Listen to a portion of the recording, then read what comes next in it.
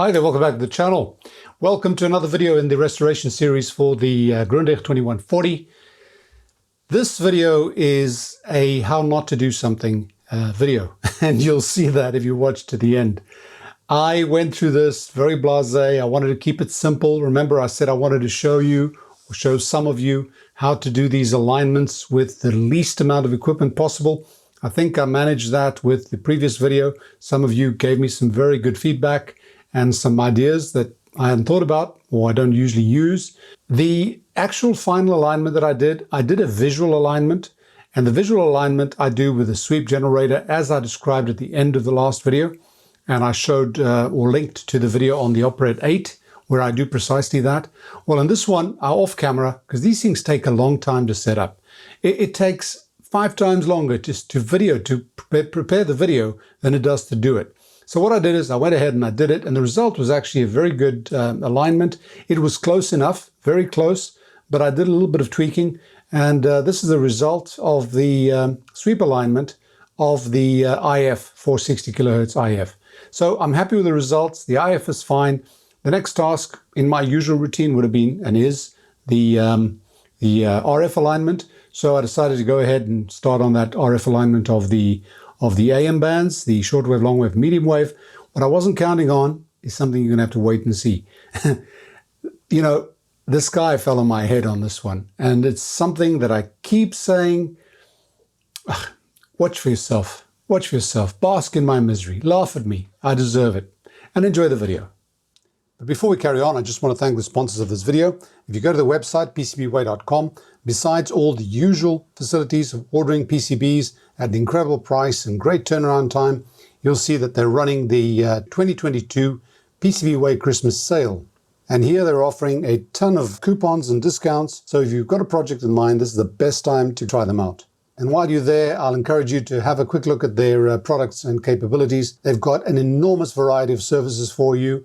The ones that I find particularly interesting are the 3D printing and CNC machining. This could come in really handy for those projects that need a specific shape or specific enclosure that you just cannot get on the market.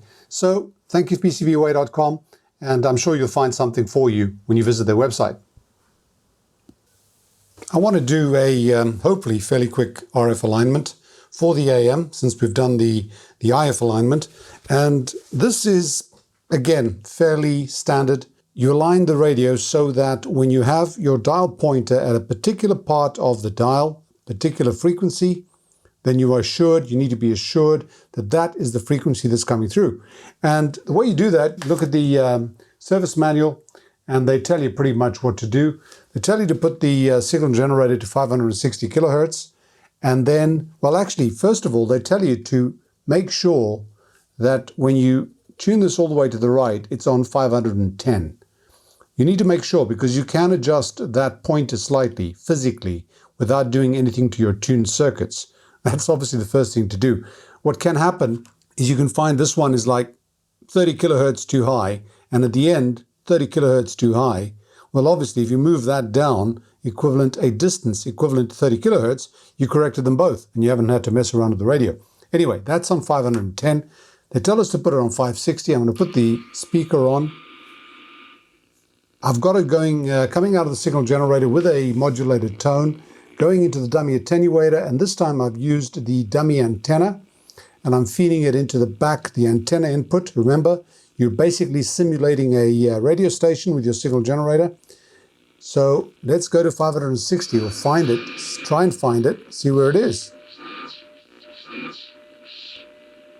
And there it is. This one you can actually adjust by looking at your signal strength over here on the magic eye. And this is exactly on 550.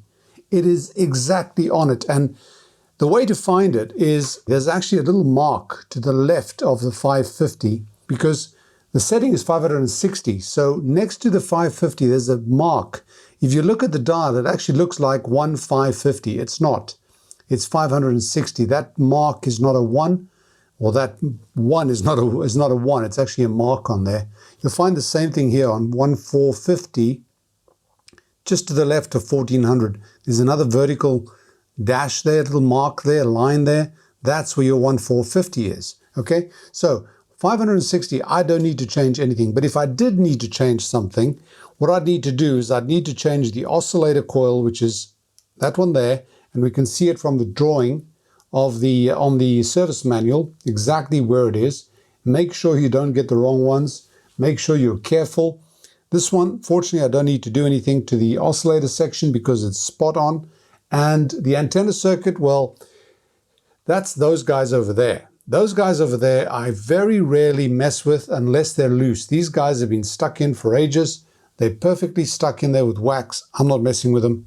I presume they're as good as it can be. They usually are, if they haven't been tampered with, okay? The next thing you do is you go to the top end of the dial and you set it to 1450 kilohertz on your signal generator, and you go to the end of the dial, try and find it at 1450, and it's just slightly out. It's like a millimeter out. Yeah, I can adjust it. That's where I actually want it, there. And if I want to adjust that, then I need to adjust 3 oscillators 3. Now 3 is this tuning condenser down here. Now these guys are a bit strange because they're actually, these are those Phillips trimmers, and the way I normally do it, usually this is ground, the outside is ground. See if we can just twist it. There's a bolt like a nut.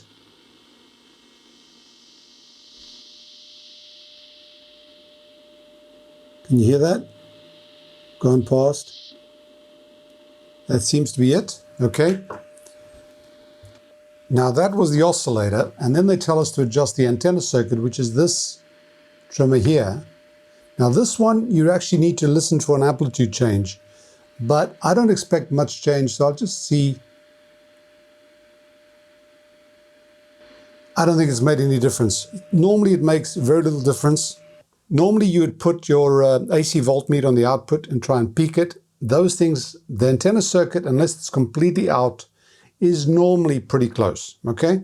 So we've done that one. Now let's go back to 560 and see if we're still there. And of course the reason we do that is because when you tamper with one tuned circuit at the one end, it can adjust, it can affect the other one at the other end. But this one is perfectly on the spot. We've done our RF alignment for the medium wave, and that was as simple as it gets. Now we do long wave, select long wave there, and they tell us to feed 160 kilohertz and adjust 5 and 6 for a maximum. Now 5 is the oscillator and 6 is the antenna. So if I put sound on, now you'll notice that with long wave the spread is a lot wider, but if we try and peak it, and here I can actually rely on the magic eye to give me the peak. That seems to be it.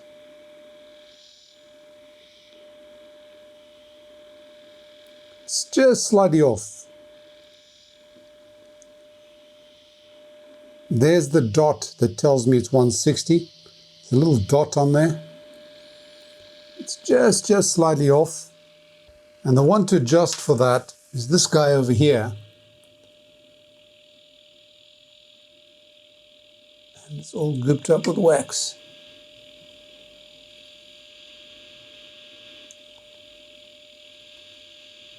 There we go, we've got the wax out.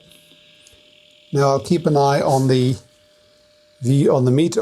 magic eye. I can do it with the magic eye, which is great. I've put it on, exactly on 560. Actually, what I'm going to do is I'm looking at that. I've tuned it to the max. I'm going to increase the signal amplitude slightly just to give me a greater deflection on there. See that? It's going to be tough. Let's see if I can do it.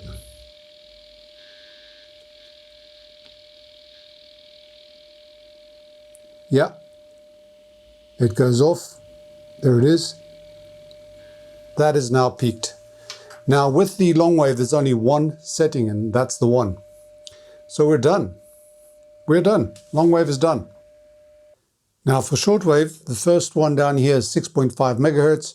I've sent 6.5 from the signal generator, and I'm looking at the decimal point on the 6.5.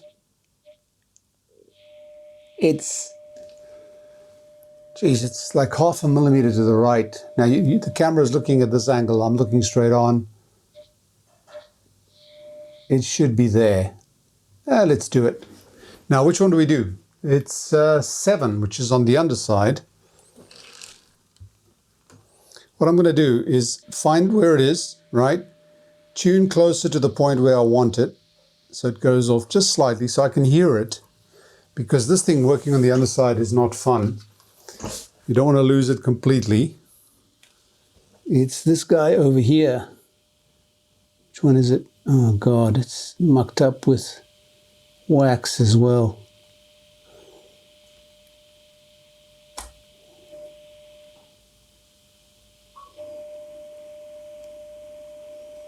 That's great. I've just lost my bloody tuning thing. I've lost the tip of the screwdriver. I better switch this off because this thing's got high voltage there.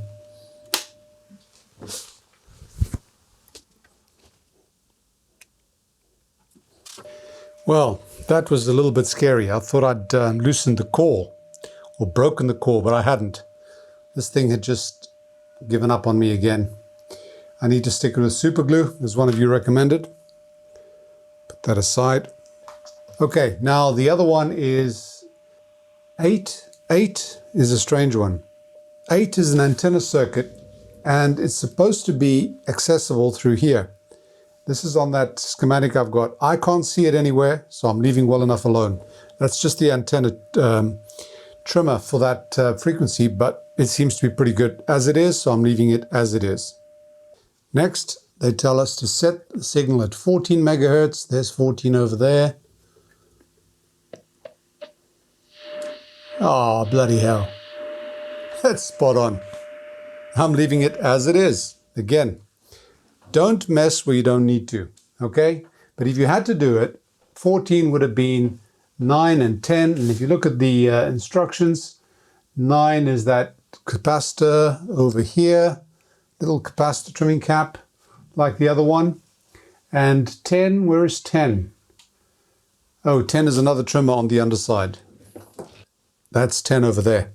But I'm leaving everything as is, okay? Let's have a look at shortwave, see what we've got.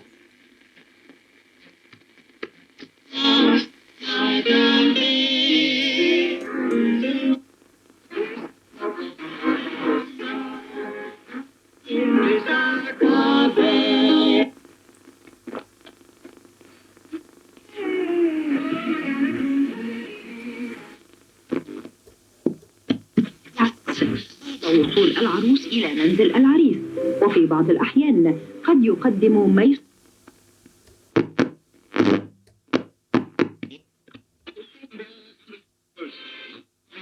Sierra Leone, Kenya, Somaliland, Uganda, Tanganyika, Zanzibar, Niassa, Mauritius.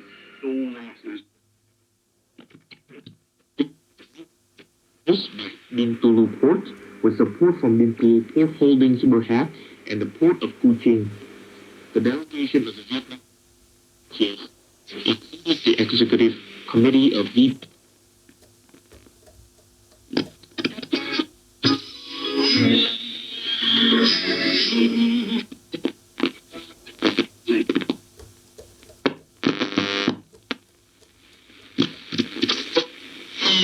O que era desde o princípio.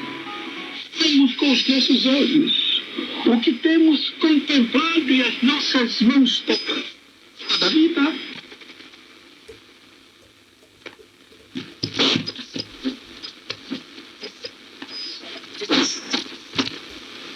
It's fairly normal. We can hear quite well. It's pretty difficult to tune to weak stations because this thing is very sharp. The tuning is very sharp. I could have made the pass band of the IF broader, but I like it to be selective, so I think we're good.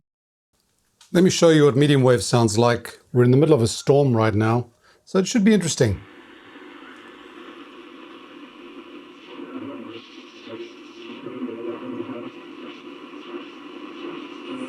Y así possam ajudar a comprar os produtos das famílias.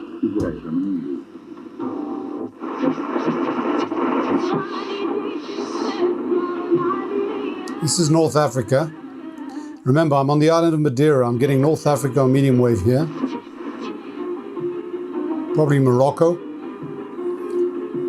Shouldn't receive this. They beat us in the World Cup.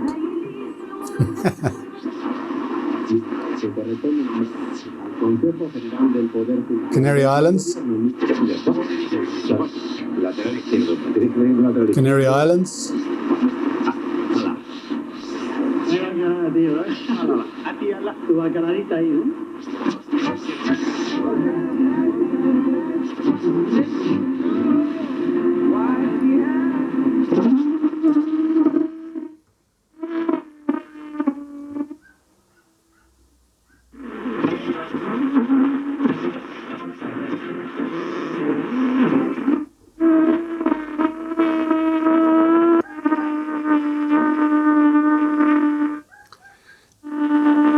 Oh dear.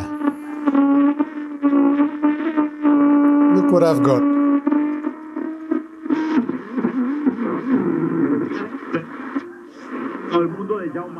That end of the scale is fine. The minute I get down here,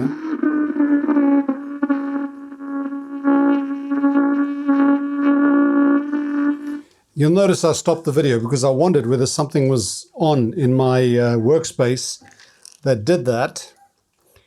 And this is what I found. It's not in the workspace. Let me show you. You remember that little bugger that I said I thought I'd nearly unclipped something, you know, loosened the core? Well, watch this.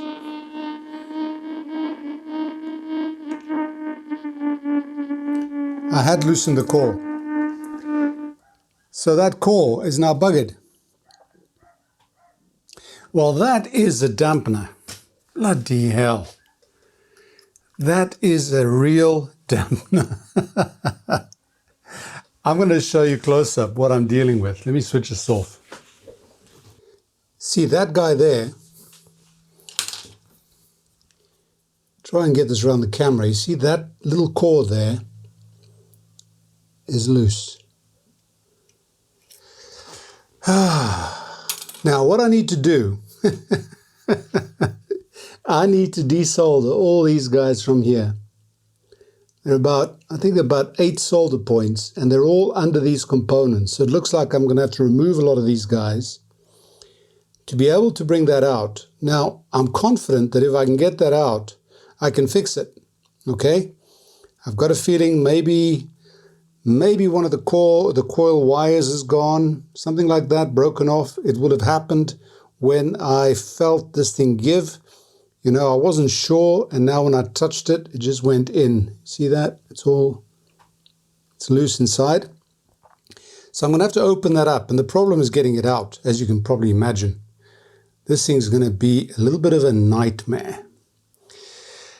Yeah, that one I did not expect. Bloody hell. Oy vey. Okay, well, you get what you ask for. You know, I'm always saying that sometimes you need to leave well enough alone. The well enough in this case was probably a millimeter on the dial. Now, the strange thing is, if I remember correctly, that thing came loose when I was adjusting the 6.5 megahertz oscillator section, which means that this whole thing here is on the oscillator, which is pretty critical. Yet, the 6.5 megahertz was on the shortwave, and shortwave receives fine. It's the medium wave and the long wave. Long wave, I couldn't get anything just now. But I was trying to show the medium wave going from the left to the right, and it seemed fine. But for some reason, it's just completely bonkers. It's oscillating like crazy. So something went wrong when I did that. But I can't understand why I suppose if I look at the schematic, it'll be clear. These coils are sometimes piled on top of each other. You know, the short wave, medium wave, and long wave. So I need to figure out what I've done in there. But you see, trying to adjust for 0.5 millimeter is going to give me hours of work. And I mean hours of work, because you've got to be incredibly careful. This is the oscillator section over here. So you've got to be incredibly careful what you remove, how you remove it, and especially how you put it back. The idea is try not to change the lead rest, try not to move components too much, because the less you move from one place to the other, the less chance you have of having parasitics throwing the whole thing out. Needless to say, when I get that done, assuming that I get it working, and I'm sure I can, I'll need to readjust the oscillator for all the bands again, check them at least. I'm sure something will be off. These things have got parasitic capacitances and inductances by virtue of the proximity of the various components to each other and the wires. So you move that, you change the resonant frequencies. Usually not enough to throw it completely off, but at least to throw it off slightly. So I've just caused myself, for the sake of 1 millimeter, endless tons of work. Now, remember I told you, leave well enough alone. I always say that this channel is a learning channel. And it looks like I haven't learned my lesson yet, but I hope that you've just learned an important lesson from my mistake. 2 mistakes. 1, never say that this is going to be a quick alignment. I've repeated that endless times. And secondly, sometimes leave well enough alone. These things are incredibly sensitive. They've been in here for many, many years. They were also built on a budget. Obviously, this is not a high price version of these radios. This was obviously a budget type radio at the time. So the component quality sometimes leaves a little to be desired, and this is the case here. So what I'm going to do now, after I've just had this bucket of water thrown on me, is remind you that we are entering a period of cheer. Yeah, cheer, joy, you know, all that sort of thing that comes with Christmas and whatever holiday you celebrate. So if I don't speak to you before Christmas, which is about a week away, I want to wish you all a very happy Christmas. If you don't celebrate Christmas, enjoy the holiday anyway. Be with your family, stay safe, stay close. That's what's important. These things are pastimes. Your family is what's important. So have a great one, and I'll see you back soon. I'll probably be back before Christmas, but I'm leaving this message just in case. And I hope you've enjoyed that, basking, laughing at my misery. But if you have, click like, share, subscribe, and all that jazz. And if you want to support the channel directly, you can do so on Patreon or on PayPal. Links are in the description below. Once again, thanks for watching. Bye for now, and stay safe.